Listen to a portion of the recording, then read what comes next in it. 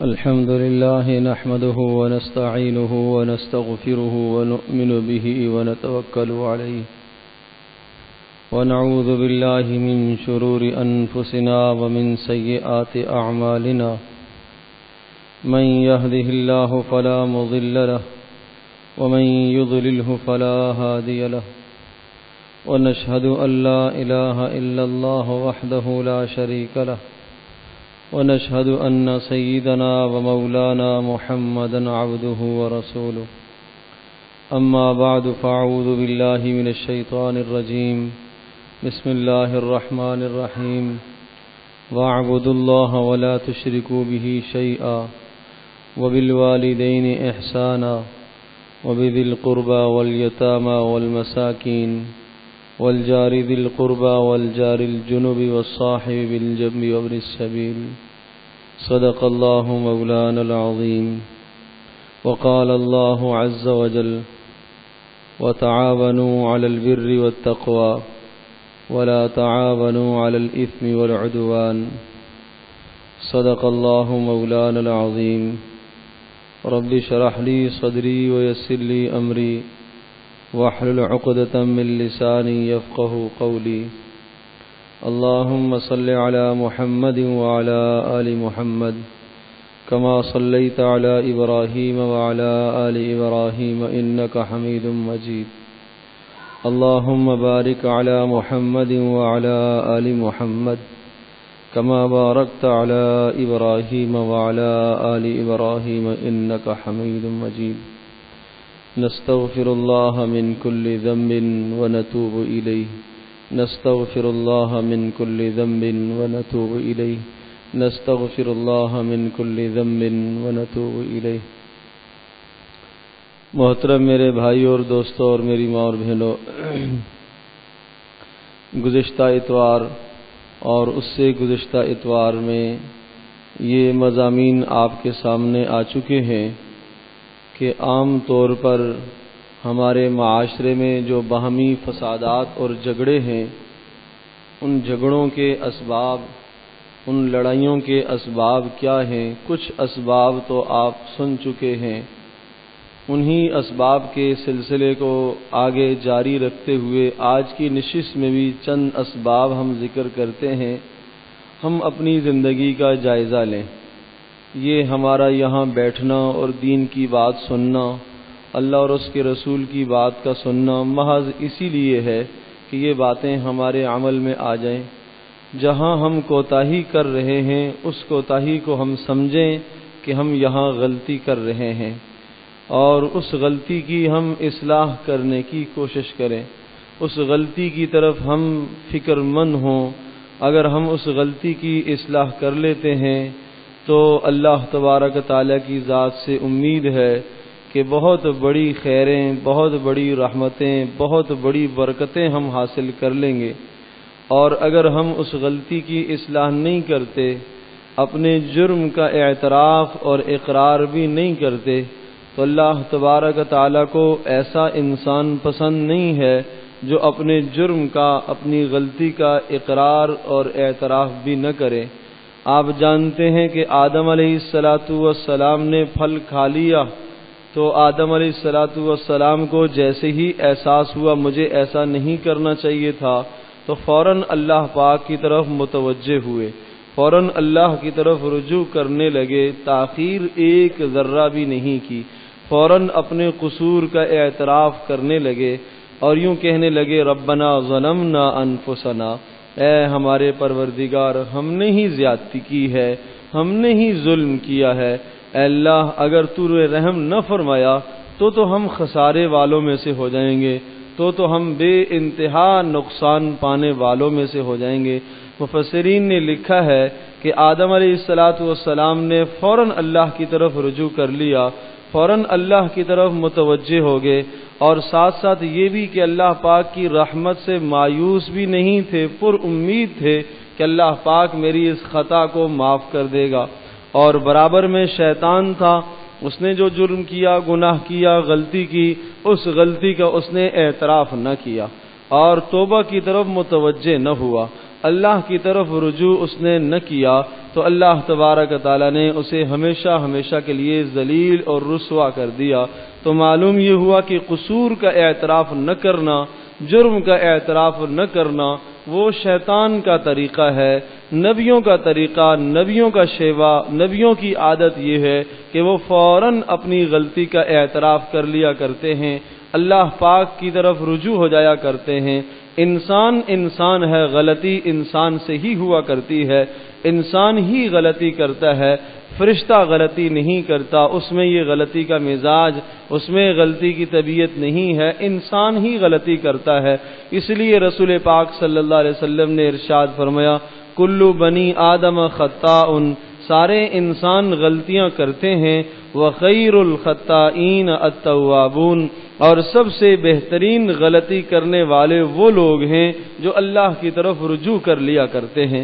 تو معلوم یہ ہوا کہ انسان کے مزاج میں ہے غلطی کرے گا، لیکن جب اسے غلطی کی اطلاع کر دی جائے اور جب اسے ادراک ہو جائے، احساس ہو جائے کہ میں یہاں غلطی کر رہا ہوں، تو یہ فوراً سنبھل جائے، یہ فوراً اپنی اصلاح کر لیا کرتا ہے، یہ اس اپنی غلطی پر برقرار نہیں رہتا۔ اور بعض علماء نے اس کی مثال یہ لکھی ہے، ایک آدمی چلتے چلتے غلطی سے پھسل گیا، راستے میں پھسل گیا، اسے ٹھوکر لگی، وہ گر گیا، وہ کیا کرے گا؟ وہ فوراً اٹھنے کی کوشش کرے گا۔ وہ ایسا نہیں ہے کہ وہ یہ کہے کہ میں یہاں بیٹھا رہوں گا، گر گیا ہوں اس لیے بیٹھا رہوں، نہیں، فوراً اٹھنے کی کوشش کرتا ہے، اصلاح کی کوشش کرتا ہے، چلنے کی کوشش کرتا ہے، اپنی منزل کی طرف جانے کی کوشش کرتا ہے۔ اسی طرح سے مومن کو بھی ہونا چاہیے کہ غلطی ہو جائے فوراً غلطی کا اعتراف کر لے، آخرت کی جو منزل ہے جس کی طرف یہ رواں دواں ہے، فوراً اس منزل کی طرف چلنے لگ جائے، اور جو اس منزل کے لیے نیک اسباب ہیں، راستے ہیں، ان راستوں کو اختیار کرے۔ تو میرے عزیز دوستو اور بزرگوں، ایک سبب آپس کے جھگڑوں کا یہ بھی ہے کہ ہم آپس میں اڑوس پڑوس کے حق ادا نہیں کرتے، پڑوسی کے حقوق میں بہت بڑی کوتاہی کی جاتی ہے۔ حالانکہ قرآن میں، احادیث میں اللہ پاک نے، نبی اکرم صلی اللہ علیہ وسلم نے پڑوسی کے حقوق کے متعلق اس قدر تاکید ذکر فرمائی ہے، اتنی زیادہ تاکیدیں کی ہیں، یہاں تک کہ آپ علیہ السلام ارشاد فرماتے ہیں کہ جبریل علیہ السلام میرے پاس اتنی بار آئے کہ اب مجھے یہ خطرہ ہونے لگا اور ڈر ہونے لگا کہ اگلی بار جب جبریل علیہ السلام آئیں گے تو یہ حکم شاید لے کے آ جائیں کہ پڑوسی کو میراث میں شریک کر لیا جائے۔ اتنے زیادہ احکام دیے گئے، اتنی زیادہ تاکیدیں کی گئی، کیوں؟ اس لیے میرے عزیز دوستو بزرگوں، انسان کا مزاج ہے یہ اکیلے نہیں رہتا، اس کے مزاج میں ہے کہ یہ گل مل کے رہنے والا ہے۔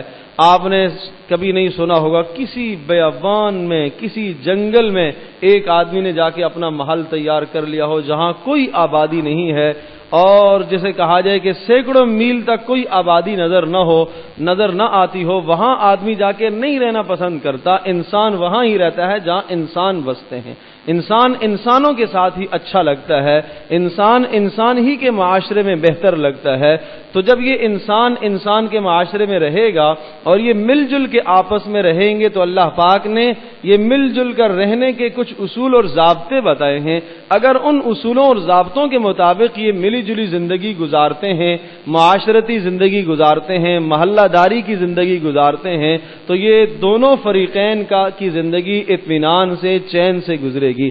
اور اگر اس نے پڑوسی کے حق ادا نہ کیے تو خود بھی پریشان ہوگا، دوسرے کو بھی پریشان کرے گا، اپنی زندگی بھی تلخ ہو جائے گی، دوسرے کا جینا بھی مشکل کر دے گا انسان اگر ان حقوق کی رعایت نہ رکھے۔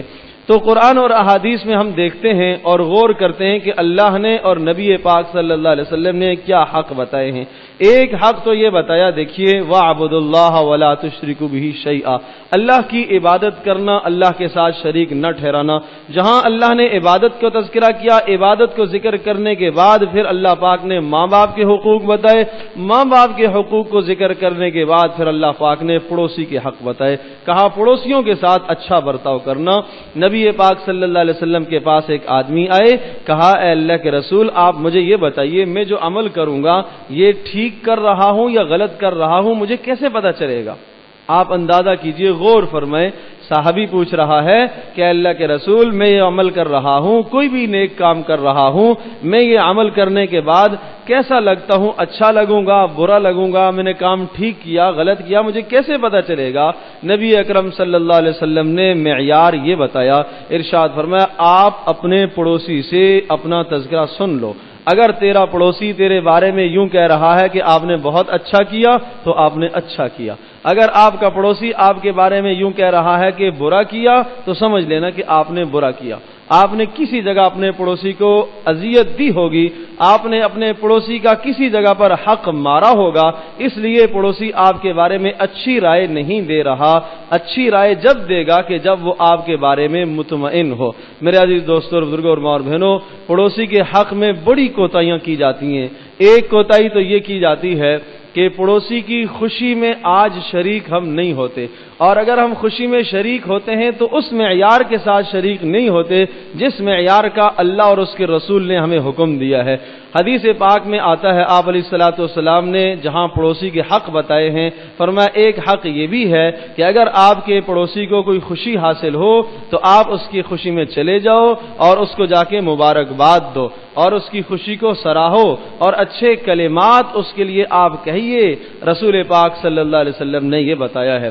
مثلاً پڑوسی کی ہاں تقریب ہے، شادی کا معاملہ ہے، کوئی بھی خوشی ہے، تو ہم پہلا کام تو یہ دیکھیں گے کہ اس پروگرام میں، اس تقریب میں جانا ہمارے لیے جائز ہے یا نہیں۔ اگر اس نے ہمیں مدعو کیا ہے، دعوت دی ہے، تو وہ مال اس کا حلال ہے، آمدنی اس کی جائز ہے، وہ جہاں ہمیں دعوت دے رہا ہے وہاں کوئی گناہ اور نافرمانی کی چیز نہیں ہے، وہاں کوئی فتنہ نہیں ہے، وہاں موسیقی نہیں ہے، وہاں کوئی اور اللہ کی نافرمانی نہیں ہو رہی ہے، تو آپ علیہ الصلوۃ والسلام نے یہ بتایا ایسی دعوت کو قبول کر لیا جائے، ایسی دعوت کو قبول کیا جائے اور پڑوسی کے ساتھ اس کی خوشی میں شریک ہویا جائے۔ اور آپ نے یہاں تک ارشاد فرمایا کہ جو آدمی نہیں جائے گا فقط عصا ابا القاسم، اس نے گویا کہ میری نافرمانی کی۔ اللہ کے نبی کیا بتا رہے ہیں؟ من دعی الی الطعام، جس آدمی کو کسی کھانے کی طرف بلایا گیا، فلم یجبہ، اس نے اس کھانے کی دعوت کو قبول نہ کیا، فرمایا فقد عصا ابا القاسم، اس نے گویا کہ میری نافرمانی کی۔ اس نے ابو القاسم نبی پاک صلی اللہ علیہ وسلم کی کنیت تھی، ارشاد فرمایا اس نے گویا کہ ابو القاسم کی نافرمانی کر دی کہ جو میں تمہیں کہہ رہا ہوں کہ اپنے پڑوسی کی خوشی میں جاؤ، اپنے پڑوسی کے ساتھ خوشی میں شریک ہو جاؤ، اس کی دعوت کو قبول کرو، تو آپ کیوں نہیں جا رہے؟ عذر کوئی نہیں ہے۔ عذر یہ ہو سکتا ہے کہ آپ بیمار ہیں، آپ کا عذر ہے، آپ جو ہے آپ کے پاس فرصت نہیں، ٹائم موقع نہیں مل پایا، آپ کا عذر ہو گیا، یا وہاں کا مال حلال اور جائز نہیں ہے، آپ کا عذر ہو گیا۔ تو جب یہ کوئی عذر نہیں ہے تو رسول پاک صلی اللہ علیہ وسلم کی تعلیمات ہمیں یہ بتا رہی ہیں کہ ایسی خوشی میں شریک ہو جایا جائے۔ اور سن لیجئے، یہاں ہم حد سے تجاوز کرتے ہیں۔ اول تو جاتے نہیں ہیں، کیوں نہیں جاتے؟ اس لیے جی کہ وہ میرے پروگرام میں نہیں آیا تھا، وہ میری تقریب میں نہیں آیا تھا، تو میں کیوں جاؤں؟ میرے عزیز دوستوں اور بزرگوں، نبی پاک صلی اللہ علیہ وسلم کی تعلیمات یہ بتا رہی ہے، لیس الواصل بالمکافی، یہ برابری کرنے والا، صلح رحمی کرنے والا نہیں ہوتا جو یہ کہے کہ وہ نہیں آیا تھا میں بھی نہیں جاؤں گا، وہ آیا تھا میں بھی جاؤں گا۔ فرمایا یہ آدمی صلح رحمی کرنے والا نہیں ہے۔ صلح رحمی کرنے والا وہ ہوتا ہے کہ جس سے سارا خاندان کٹ رہا ہو لیکن پھر بھی یہ تعلق قائم کرنے کی کوشش کرے، پھر بھی یہ اپنی طرف سے کوشش کرے۔ ارشاد فرمایا یہ آدمی صلح رحمی کرنے والا ہے۔ تو رسول پاک صلی اللہ علیہ وسلم نے یہ حق بتایا ہے کہ دیکھو پڑوسی کا یہ حق ہے۔ اسی طرح سے یہاں ہم بڑی کوتاہی کرتے ہیں، اول تو جاتے نہیں ہیں، اور جب جس پڑوسی سے، جس عزیز سے، رشتہ دار سے محبت ہے، تعلق ہے، تو پھر مت پوچھیں، ایسا جاتے ہیں اللہ کی بھی نافرمانی ہو رہی، اللہ کے رسول کی بھی نافرمانی ہو رہی، اس نافرمانی کی ہم پرواہ نہیں کرتے۔ ہم یہ کہتے ہیں کہ جناب کیا کریں، اگر نہیں جائیں گے تو خاندان سے کٹ جائیں گے، اگر نہیں جائیں گے تو پڑوسی ناراض ہوگا، اگر نہیں جائیں گے تو رشتہ دار ناراض ہوں گے۔ حالانکہ وہاں مخلوط نظام ہے، مرد عورت ایک جگہ کھانا کھائیں گے، وہاں مخلوط نظام کے ساتھ ساتھ موسیقی بھی بجے گی، گانے بھی بجیں گی، وہاں مال بھی، اس میں بھی شبہ ہے، پتہ نہیں حلال ہے یا نہیں ہے، حرام کی آمدنی ہے، لیکن ہم اس بنیاد پر جاتے ہیں کہ اگر نہیں جائیں گے تو ناراض ہوگا۔ دیکھو سوچ لو اچھی طرح سے، اگر جائیں گے تو اللہ ناراض ہوگا، اگر جائیں گے ناجائز جگہ پر تو اللہ ناراض ہوگا۔ اب مسلمان اسے چاہیے کہ وہ سوچے کہ میں اللہ کی ناراضگی کو لے لوں یا خاندان کی ناراضگی کو لے لوں۔ اگر وہ اللہ پاک کی رضا کے لیے نہیں جائے گا اور خاندان والوں کی ناراضگی کی پرواہ نہیں کرتا تو اللہ نے یہ ضابطہ بتایا، اپنے حبیب صلی اللہ علیہ وسلم سے یہ کہلوایا کہ رسول پاک صلی اللہ علیہ وسلم نے بتایا ہے کہ اللہ پاک خاندان والوں کے دل میں اس کی محبت ڈال دیں گے۔ جو لوگ گئے ہیں ان لوگوں کی محبت جانے میزبان کے دل میں جو محبت پیدا ہوئی ہے مہمانوں کی، یہ نہیں گیا اللہ کی رضا کے لیے نہیں گیا، اس لیے کہ نافرمانی تھی، اس لیے کہ گناہ کی جگہ تھی، یہ نہیں گیا تو اللہ تبارک و تعالیٰ ان مہمانوں سے زیادہ اس کی محبت میزبان کے دل میں ڈال دیں گے۔ کیوں؟ اس لیے کہ اس کا نہ جانا کس لیے ہے؟ اللہ کی رضا کے لیے۔ اس کا نہ جانا کس لیے؟ اللہ کی رضا کے لیے۔ تو ہمارا ہر کام اللہ کی رضا کے لیے ہو، ہمارا جانا بھی اللہ کی رضا کے لیے ہو، ہمارا نہ جانا بھی اللہ کی رضا کے لیے ہو۔ اس لیے نبی پاک صلی اللہ علیہ وسلم نے محبت کا معیار یہ بتایا ہے، کمال ایمان یہ بتایا، من احب للہ، محبت اللہ کے لیے جو کرے، وہ ابغض للہ، بغض رکھے اللہ کے لیے رکھے، ومنع للہ، اگر نہ دے کسی کو تو اللہ کے لیے نہ دے، واعطى للہ، اگر دے تو اللہ کے لیے دے، فرمایا فقد استکمل ایمانہ، اس نے اپنے ایمان کو مکمل کر لیا۔ چار باتوں پر رسول پاک صلی اللہ علیہ وسلم نے ایمان کی تکمیل کا حکم لگایا، محبت اللہ کی رضا کے لیے، نفرت اللہ کی رضا کے لیے، دینا اللہ کی رضا کے لیے، نہ دینا بھی اللہ کی رضا کے لیے۔ سمجھ لیں دینے اور نہ دینے میں کہ جانا بھی اللہ کی رضا کے لیے اور نہ جانا بھی اللہ کی رضا کے لیے، محبت بھی اللہ کی رضا کے لیے، نفرت بھی اللہ کی رضا کے لیے۔ فرمایا چار باتیں جس میں پائی گئیں اس نے تو اپنا ایمان مکمل کر لیا۔ تو میرے عزیز دوستو بزرگوں، ہم سب کی ضرورت ہے، ہم سب کی ضرورت ہے کہ ہمارا ایمان مکمل ہو جائے، ہم سب کی ضرورت ہے کہ ہم اللہ پاک کے دربار میں سرخرو ہو جائے، ہم سب کی ضرورت ہے کہ اللہ پاک ہمیں آخرت میں کامیاب کریں، تو کامیابی والے اسباب اختیار کیجئے۔ اسی طرح سے ایک کوتاہی پڑوسی کے حق میں یہ ہوتی ہے کہ ہم تعزیت کے موقع پر بھی شریک نہیں ہوتے، غمی آ گئی ہے غمی پر شریک نہیں ہوتے۔ دیکھیے اچھی طرح سے زور نشین فرما لیں، غمی کا صرف یہی معنی نہیں ہوتا کہ مر گیا ہے تو بس ہم جائیں، نہیں، کوئی بھی غم آیا ہے، ایک ذرہ صدمہ اگر کسی کو پہنچا ہے ہم چلے جائیں، ہم اللہ کی رضا کے لیے خیر خیریت پوچھ کے آ جائے۔ اور یاد رکھیے ایک جانا، آج جاتے تو ہم ہیں، اس میں شک نہیں ہے کہ نہیں جاتے ہیں، بہت سارے جاتے ہیں، لیکن میرے عزیز دوستو ہمارا جانا نیت فاسد کے ساتھ ہوتا ہے، ہمارے ذہنوں میں یہ نیت ہوتی ہے کہ نہیں جائیں گے تو ناراض ہوگا، اس لیے نہیں، ہم یہ جائیں، اس طرح سے جائیں کہ ہم جائیں گے تو ہمارا اللہ راضی ہوگا۔ رسول پاک صلی اللہ علیہ وسلم نے پڑوسی کے حق بتائے ہیں، اس لیے جا رہا ہوں۔ رسول پاک صلی اللہ علیہ وسلم نے تعزیت کا حکم دیا ہے، اس لیے جا رہا ہوں۔ اب تعزیت کے کلمات ہمیں یاد ہوں، نبی پاک صلی اللہ علیہ وسلم جب کسی پریشان زدہ آدمی کے گھر میں جاتے تھے، مصیبت والے آدمی کے گھر میں جاتے تھے، جہاں جو غموں کے اندر گھرا ہوا ہے، آپ علیہ السلام اس کے گھر میں جاتے تھے، کیا کیا کلمات کہتے تھے، وہ کلمات کہنے چاہیے۔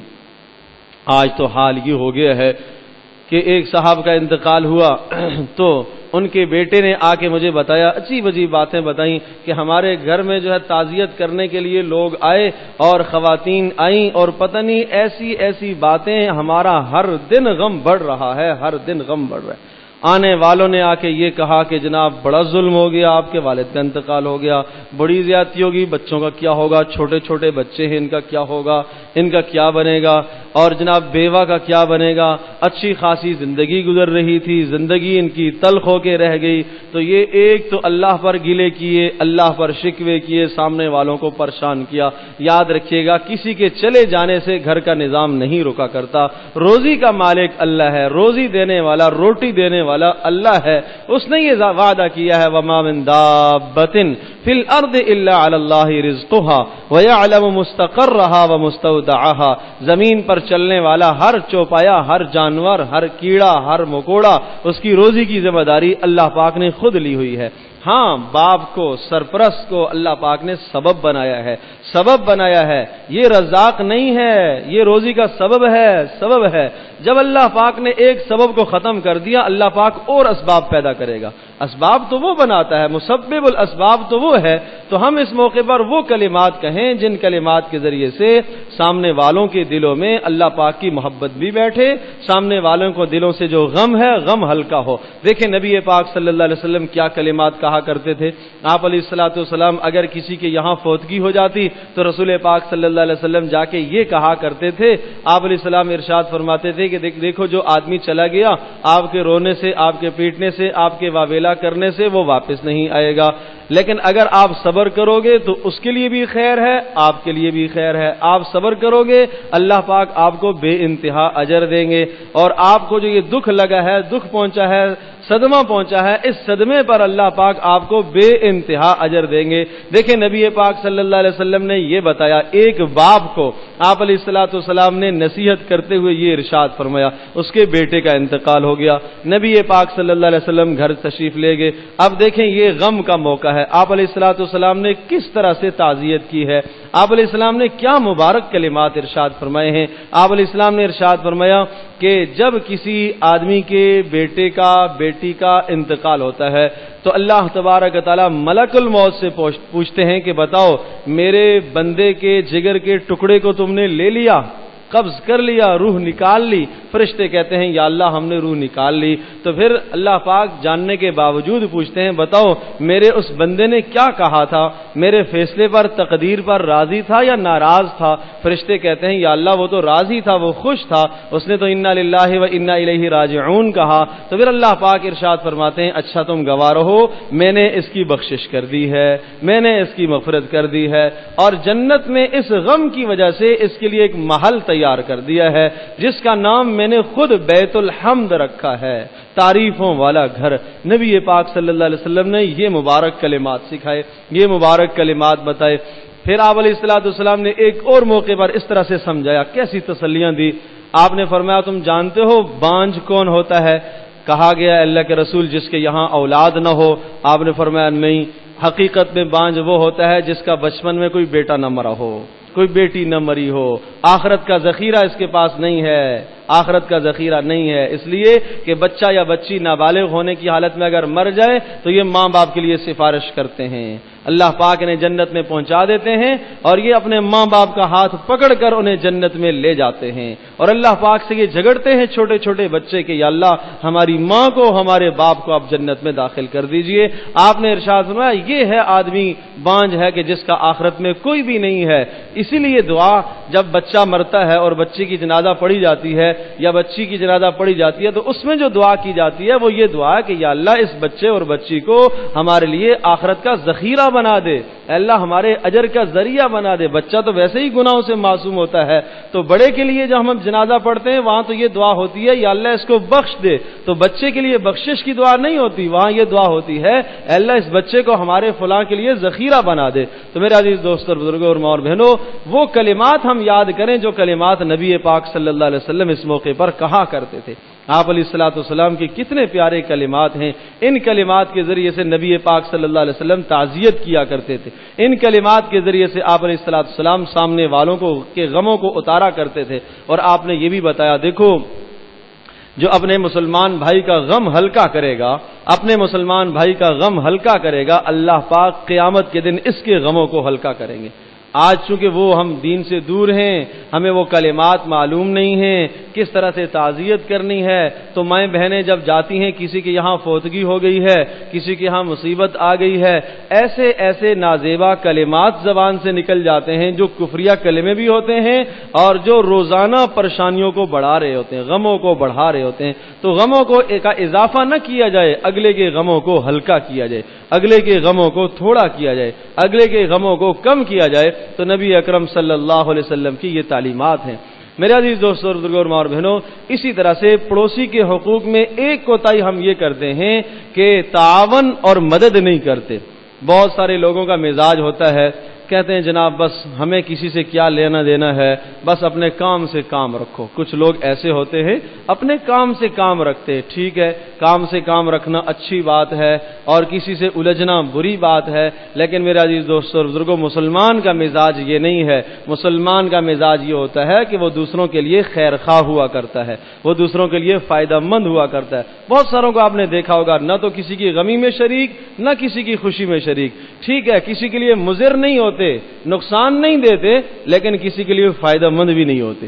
تو اس طرح سے آدمی جامد نہ رہے، اس طرح سے جمود نہ ہو، پتھر کی طرح نہ ہو کہ نہ نقصان دے کسی کو نہ فائدہ دے کسی کو۔ نہیں، مسلمان تو وہ ہوتا ہے جو دوسروں کو فائدہ دیتا ہے۔ آپ علیہ الصلوۃ والسلام کے پاس ایک آدمی آئے، کہا ہے اللہ کے رسول آپ مجھے ایک ایسا عمل بتا دیجئے جس عمل کو میں اختیار کر لوں تو میں اللہ کے نزدیک محبوب بن جاؤں۔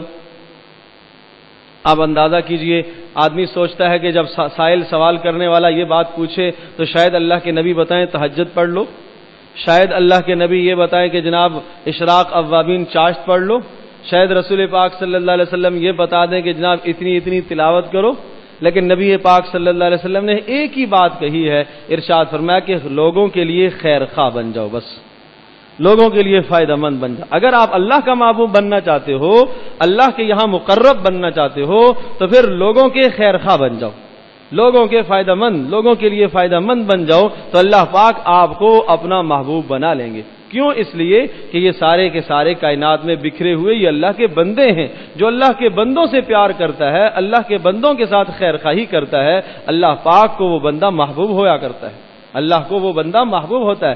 آپ نہیں دیکھتے کہ اگر ہمارے بیٹے سے کوئی آدمی محبت کرتا ہے تو اس سے آدمی کو محبت ہونے لگتی ہے کہ یہ ہمارے عزیز سے، یہ ہمارے بیٹے سے محبت کرتا ہے۔ تو جب اللہ کے بندے سے کوئی محبت کرے گا تو اللہ پاک کو بھی اس محبت کرنے والے سے لازمی محبت ہوتی ہے۔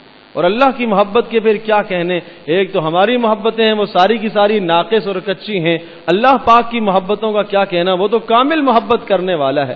اور پھر یہ بات ذہن نشین فرما لیجئے، آپ علیہ الصلوۃ والسلام نے ہمیں یہ بھی بتایا کہ جب آپ اپنے مسلمان بھائی کے ساتھ تعاون کرا کریں گے، اپنے مسلمان بھائی کی مدد کیا کرو گے، ارشاد فرمایا کہ جب تک آپ اپنے مسلمان بھائی کی مدد میں شریک رہو گے، اللہ تبارک و تعالی مسلسل آپ کی مدد میں لگا رہے گا، اللہ پاک مسلسل آپ کی مدد میں شریک رہے گا، اللہ پاک مسلسل آپ کی مدد کرتا رہے گا جب آپ اپنے مسلمان بھائی کی مدد کریں گے۔ لیکن میرے عزیز دوستو اور بزرگوں، ایک کوتاہی ہم یہاں کرتے ہیں، آج ہم مدد تو کرتے ہیں، آج ہم پڑوسیوں کے ساتھ تعاون بھی کرتے ہیں، آج ہم رشتہ داروں کے ساتھ تعاون بھی کرتے ہیں، لیکن ہمارے تعاون کی، ہماری مدد کی بنیاد وہ غلط ہے۔ سنیں کیا بنیاد ہے؟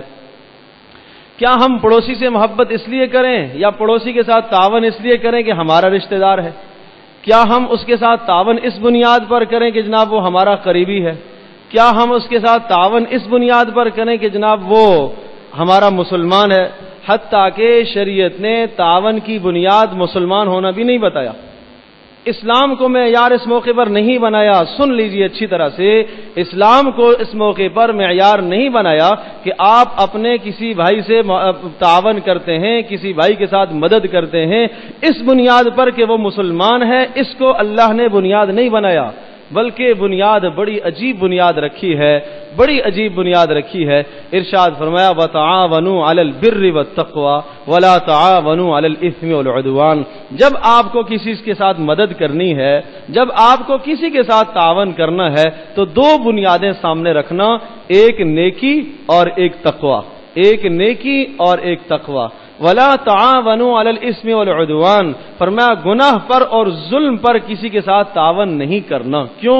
یہ اشارہ اس بات کی طرف تھا کہ اگر آپ کا سگا بھائی بھی ظلم کر رہا ہے تو آپ کے لیے تعاون کرنا جائز نہیں ہے، آپ کے لیے مدد کرنا جائز نہیں ہے۔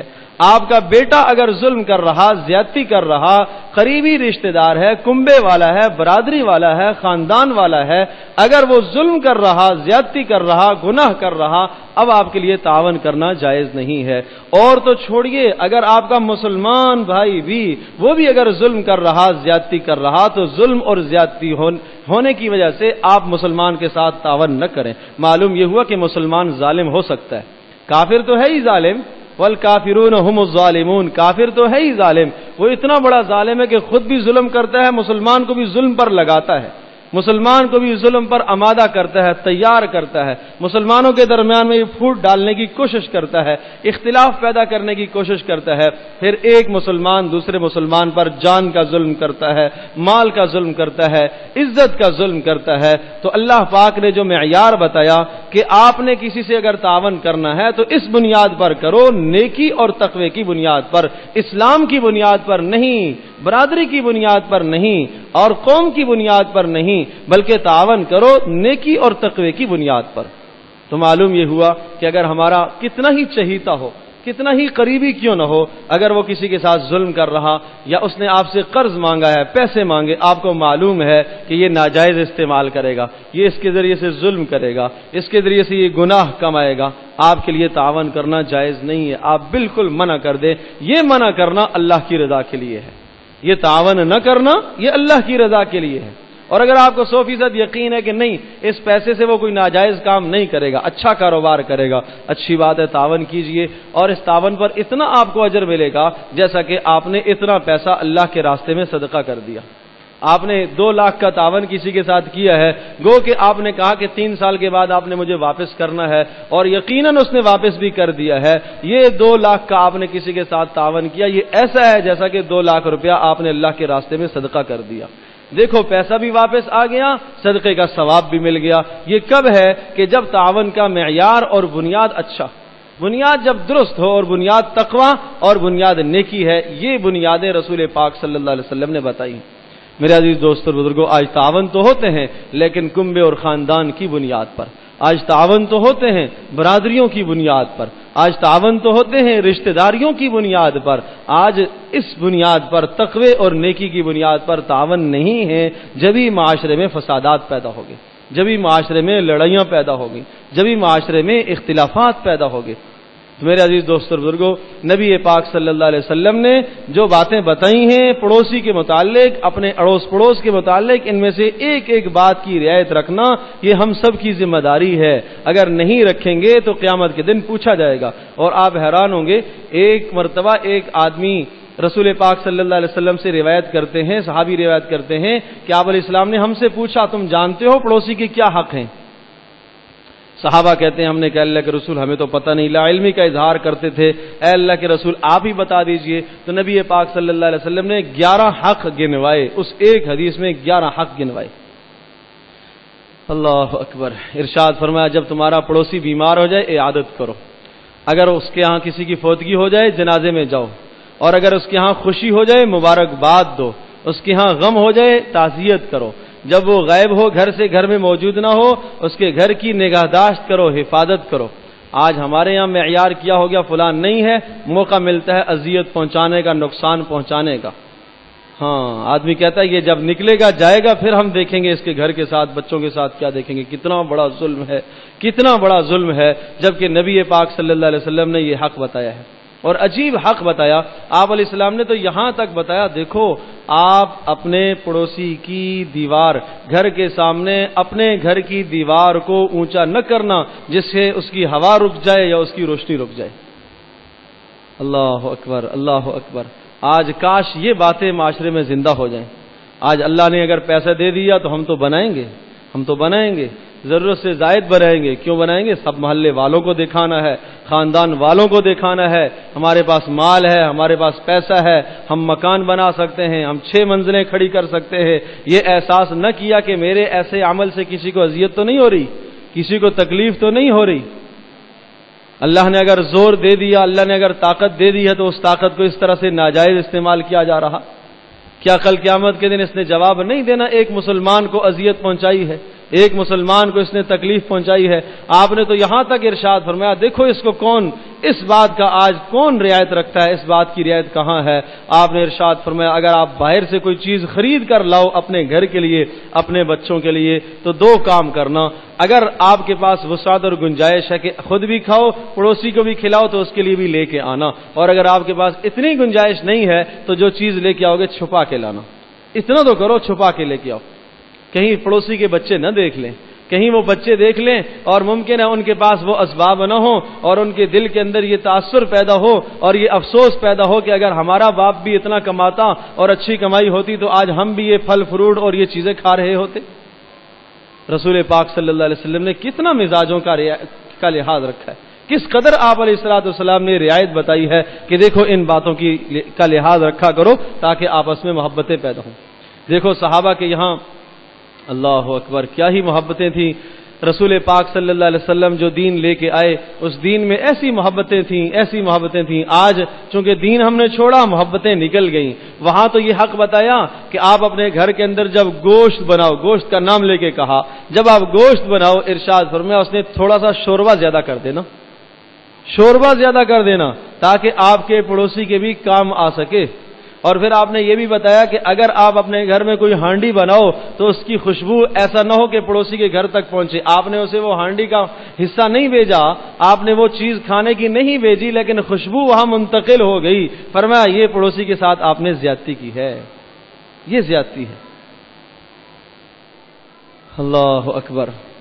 7 صحابہ، ایک صحابی کے گھر میں بکری کی سری کسی نے پکا کے بھیجی، اس نے فوری خیال کیا کہ میرا پڑوسی ہے، اس کو وہ مجھ سے زیادہ ضرورت مند ہے، میرے فلاں ساتھی نے میرے پاس بھیجی ہے، چلو میں اس کے پاس بھیج دیتا ہوں۔ وہ سری دوسرے کے گھر میں چلی گئی۔ دوسرے نے سوچا یہ سری مجھے فلاں نے ہدیہ دی ہے اور جناب اچھی طرح سے پکی ہوئی ہے، کیوں نہ میں اپنے پڑوسی کو بھیج دوں۔ اس نے آگے منتقل کر دی۔ تیسرے نے چوتھے کو منتقل کر دی، چوتھے نے پانچویں کو، پانچویں نے چھٹے کو، چھٹے نے پھر ساتویں کو۔ ساتواں آدمی وہی تھا جس نے پہلے گھر میں بنائی تھی۔ اللہ اکبر۔ تو 6 گھروں سے گھوم کر وہ ہانڈی واپس اسی آدمی کے گھر میں آ جاتی ہے جس نے ہانڈی کو بنایا تھا۔ وہ حیران رہ گیا، اس کو تو میں نے بھیجا تھا، یہ تو میں نے پڑوسی کو دیا، یہ کہاں سے واپس آ گیا؟ تو بتایا گیا کہ جناب اس نے اس کو دیا، اس نے اس کو دیا۔ دیکھیں محبتوں کا یہ معیار تھا۔ جب یہ محبتیں تھیں تو پھر اللہ پاک کی طرف سے رحمتیں بھی اترا کرتی تھیں۔ یہ محبتیں تھیں تو پھر اللہ پاک نے دنیا کے اندر جنت کی خوشخبریاں بھی سنائی ہیں۔ میرے عزیز دوستو اور بزرگوں، آج وہ محبتیں ختم ہو گئیں۔ محبتیں ختم ہو گئی کیوں؟ اس لیے کہ ہم دین کو کھو بیٹھے، آج ہم دین کو چھوڑ بیٹھے۔ آج ہم نے دینداری بس یہی سمجھ رکھی ہے، مسجد میں جاؤ، 5 وقت نماز پڑھ لو، روزانہ تھوڑی سی تلاوت کر لو، اور رمضان آئے روزے رکھ لو اور صدقہ کر لو، بس یہ دینداری ہو گئی ہے۔ میرے عزیز دوستو اور بزرگوں اور ماں اور بہنوں، دینداری اور بھی ہے۔ یہ عبادت ایک شعبہ ہے دین کا صرف ایک شعبہ ہے۔ اگر یوں کہا جائے کہ دین کے 4 حصے کیے جائے تو ایک حصہ تو عبادت ہے، 4 حصے تو معاملات ہیں۔ لوگوں کے ساتھ آپ نے کیسا رویہ اختیار کرنا ہے، روزانہ آپ کو اپنے رب سے کتنی بار ملنا ہے، آپ کو 5 مرتبہ اللہ کے دربار میں آنا ہے، اور روزانہ آپ 200 مرتبہ لوگوں سے ملیں گے۔ تو انسان اخلاق نہیں سیکھے گا، پڑوسی کے حقوق نہیں سیکھے گا، اڑوس پڑوس کی باتوں کو آدمی نہیں سیکھے گا، رسول پاک صلی اللہ علیہ وسلم کی تعلیمات نہیں سیکھے گا، تو زندگی اپنی بھی تنگ کرے گا، دوسرے کی بھی مشکل کرے گا۔ آج گھر گھر کے اندر فسادات اور گھر گھر کے اندر جھگڑے، آج مالک مکان کرایہ دار میں روزانہ جھگڑے، روزانہ مسائل۔ حالانکہ اللہ پاک کا فرمان ہے وَإِن كَانَ ذُو عُسْرَةٍ فَنَظِرَةٌ إِلَىٰ مَيْسَرَةٍ، اگر آپ نے جس کو پیسہ دیا، اگر آپ کے پاس کرایہ دار رہتا ہے اور اسے اس وقت پیسہ دینے کے لیے نہیں ہے اور وہ ضرورت مند بھی ہے، آپ محسوس کرتے ہیں کہ نہیں ہے، فرمایا اسے کچھ مہلت دے دو، اسے کچھ مہلت دے دو۔ اے اللہ کے رسول، اس مہلت دینے سے کیا اجر ملے گا؟ فرمایا یہ اجر ملے گا جیسا کہ اتنے پیسے تم نے صدقہ کر دیے، اتنے پیسے تم نے صدقہ کر دیے۔ آپ نے فرمایا اسے مہلت دو، تاخیر کر دو، اور گنجائش دے دو، اور گنجائش دے دو۔ تو آج اگر ان باتوں کا لحاظ رکھا جائے تو بہت ساری لڑائیاں اور جھگڑے از خود ہی ختم ہو جائیں گے۔ تو تعاون کا معیار بھی ٹھیک ہو، نیکی اور تقوی کی بنیاد پر تعاون ہو، اور نبی پاک صلی اللہ علیہ وسلم نے جو حقوق بتائے ہیں ان حقوق کی رعایت کی جائے۔ آپ علیہ الصلوۃ والسلام نے جو ضابطے بتائے ہیں ان ضابطوں کی رعایت کی جائے۔ رسول پاک صلی اللہ علیہ وسلم نے جو زندگی بتائی ہے اس زندگی کو اختیار کیا جائے۔ تو آئیے ہم غور کرتے ہیں، یہ جتنی بھی باتیں جہاں جہاں ہم کوتاہی کر رہے ہیں اس کوتاہی کو سمجھے۔ پرچے کے اندر ہم نے یہ ساری باتیں لکھ دی ہیں، اور وہ حدیث جس میں رسول پاک صلی اللہ علیہ وسلم نے پڑوسی کے 11 حق بتائے ہیں وہ بھی درج ہیں۔ آپ سے میری سب سے درخواست ہے کہ بار بار اسے پڑھیے اور دیکھیے کہ کہاں ہم غلطی کر رہے ہیں، کس جگہ پر ہم کس حق میں کوتاہی کر رہے ہیں۔ اگر کوتاہی کر رہے ہیں آج سے پہلے کی ہے تو آج ہم اللہ پاک سے معافی مانگ لیں، آج ہم اللہ پاک سے صلح کر لیں کہ ایک اللہ کا بندہ ہے، ہم کیوں کسی کو ستائیں، ہم کیوں کسی کو اذیت دیں، ہم کیوں کسی کو تکلیف دیں۔ اور میرے عزیز دوستوں اور بزرگوں اور ماں اور بہنوں، اسی طرح سے جھگڑے کے اسباب کا ایک اور سبب بھی ہے، وہ ہے مال کی وجہ سے بھی جھگڑا ہوتا ہے۔ رسول پاک صلی اللہ علیہ وسلم نے ارشاد فرمایا ہر امت کے لیے ایک فتنہ ہے اور میری امت کا فتنہ مال ہے، مال ہے۔ بڑے میاں مال کما کے چلے گئے، خوب کمایا خوب کمایا خوب کمایا، نہ حلال کا لحاظ رکھا نہ حرام کا لحاظ رکھا، حلال حرام کی تمیز کیے بغیر مال کمایا، ناجائز طریقے سے رشوت کے ذریعے سے کس طرح سے مال کمایا، بینک میں جمع کیا، جیسے ہی انتقال ہوا میت ابھی دفن نہیں ہوئی کہ اختلافات شروع ہو گئے، لڑائیاں شروع ہو گئی۔ اللہ اکبر۔ تو یہ کیوں ہو رہا؟ اس لیے کہ جناب مال جہاں ناجائز طریقوں سے آیا کمایا تو اس مال کے پھر یہی ثمرات اور یہی نتائج آئیں گے۔ ایک صاحب کے متعلق خبر پہنچی کہ یہ اتنا اللہ پاک نے مال دیا، بہت زیادہ مال، لیکن جب بیمار ہو گئے آخری وقت میں یہاں تک پہنچ آئی حالت کہ جسم کے اندر کیڑے پڑ گئے، اور وہ بیٹے اور وہ بیٹیاں سب موجود ہیں، کوئی دھونے کو تیار نہیں، کوئی صاف کرنے کو تیار نہیں، کوئی خدمت کرنے کو تیار نہیں، اڑوس پڑوس سے لوگ آ کے کیڑوں کو دور کر رہے۔ جن کے لیے کمایا تھا ان کی لڑائی جھگڑا کس پر چل رہا ہے؟ مال پر۔ ابھی تو وہ آدمی زندہ ہے، آخری مراحل میں چل رہا ہے کہ پتہ نہیں آج کل ہے کب موت آ جائے، لیکن تقسیم کے مسائل پہلے سے ہی شروع ہو جائے، لڑائی کے یہاں پہلے سے ہی شروع ہو گئی، بہنوں کے درمیان میں، بھائیوں کے درمیان میں جھگڑے، میراث کے مسائل کے اندر جھگڑے، آئے دن یہ مسائل سامنے آتے رہتے ہیں، تو مال بھی جھگڑے کا بہت بڑا سبب ہے۔ اس لیے مفتی شفیع رحمۃ اللہ علیہ نے بہت پیاری بات لکھی ہے، ارشاد فرمایا ہے کہ اس دنیا کی کائنات کی ترقی کا بہت بڑا ذریعہ مال ہے۔